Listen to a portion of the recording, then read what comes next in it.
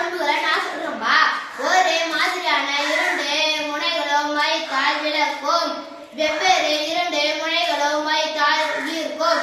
காந்துகள் எங்கெங்கெல்லாம் பயன்படுத்துறாங்க நான் சொல்றேன் பாருப்பா. கப்பல் மற்றும் விமானங்களில் பயன்படுத்துறாங்கப்பா. அது மட்டும் இல்லாமல் மனிதர்களும் பயன்படுத்துறாங்கப்பா.